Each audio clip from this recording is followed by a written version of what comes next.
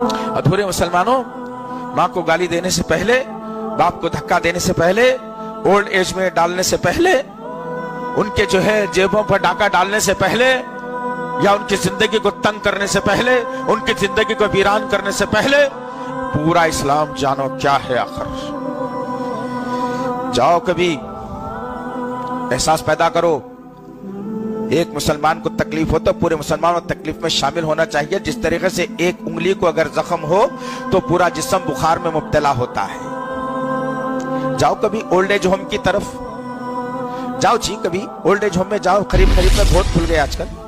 वहां जाके एक एक बूढ़ी औरत, बूढ़े बाप या भाई इस्लामी जो हमारा है, उससे उसका दुख दर्द दरियाफ्त तो करो कि क्या वजह है, कौन है, कोई क्या गरीब बच्चा है तुम्हारा, कमाने वाला नहीं है तुम्हारे पास?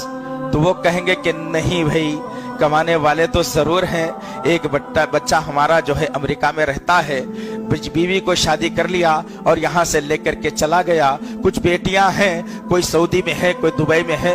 अब है जो यहाँ हैदराबाद में या फिर इधर उधर रहने वाले हैं, वो हमारी जो है ना निगरानी नहीं कर रहे हैं, हमारी पालन पोषण नहीं कर रहे हैं। तो इससे पता ये चला कि जिनको माँ बाप ने अपना खून पसीना दे करके डिग्रियां दिलाई और बड़ी बड़ी जो है ना सहूलतें दी, आज वो औलाद अपनी जिंदगी बीवी और बच्चों में मस्त मगन एसी के कमरों में है और उन माँ बाप को उठाकर लाकर किसी अजनबी के हवाले कर दिया।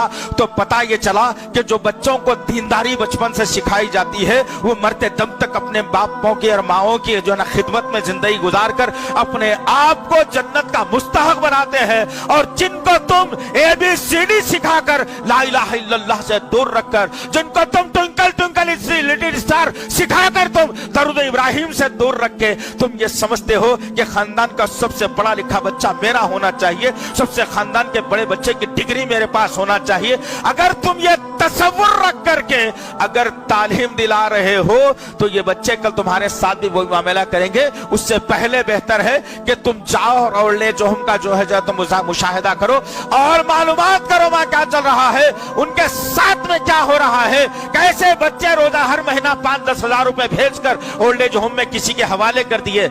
और उन्हीं में से मेरी कम इल्मी की बुनियाद पर एक लड़का अमेरिका में रहता था, जो को जहाँ लेकर चला गया, बच्चों को उसी स्कूल में डाल दिया, यहाँ का घर मुख्फल कर दिया, जाते जाते माँ बाप को जो है ना ओल्ड एज होम के हवाले कर दिया। माँ रोज इंतजार कर रही है, बाप रोज इंतजार कर रहा है कि बेटा मेरा आएगा, हमें घर लेकर के जाएगा। बेटा आया नहीं, लेकिन एक वक्त आ गया कि माँ को हमेशा हमेशा के लिए मौत की नींद सुला दिया गया।